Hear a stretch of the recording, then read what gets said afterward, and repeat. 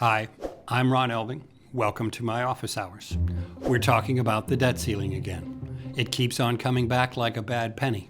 It's the limit on how much Congress can borrow in order to run the federal government. It's not in the Constitution. It's not in the Bible. So where did it come from?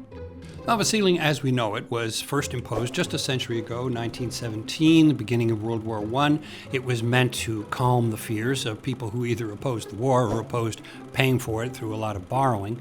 And so they put the limit at about $1 billion, and that was sufficient for the moment, got things rolling.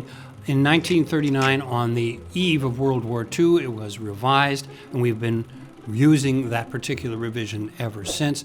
Congress is empowered to raise the limit whenever it's reached, and they have done that dozens of times, scores of times, in fact. So the federal debt, the accumulation of all the annual deficits of the federal government, grew until it reached $1 trillion around 1980 and became a very big campaign issue for Ronald Reagan, who got elected that year. Today, the debt is $934 billion. And now, I've been forced to ask for another increase in the debt ceiling, or the government will be unable to function past the middle of February. And I've only been here 16 days. But spending did not go down, so the deficits continued, the debts got bigger, and the federal debt reached $3 trillion by the end of that decade. Now, it's perfectly legal for a government to borrow that much money, but it can only do so as long as it does not exceed the limit on debt, the limit on borrowing, how much the government can actually be in hock to other people.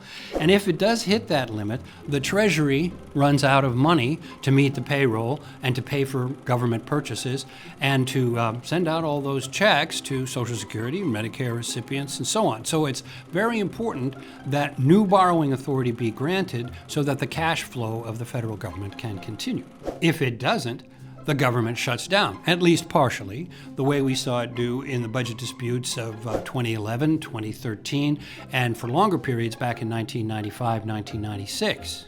So the debt ceiling can cause problems, so why don't we just get rid of it? Well, if it's unpopular to vote to raise it, it's really unpopular to vote to eliminate it entirely. Voters might just notice, and they might just take that as fiscal irresponsibility. Even though they don't like the government shutdown, they also don't like the idea of a government with no limits on its borrowing. We should also say there are plenty of legislators who like the debt ceiling, both as a restraint on the growth of federal spending and as a chance to put controversial riders on something that people in the end have to vote for.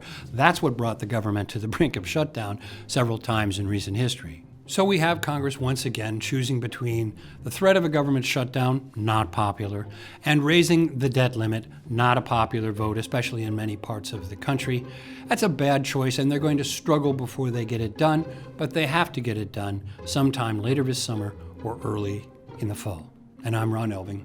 Thanks for coming to my office hours.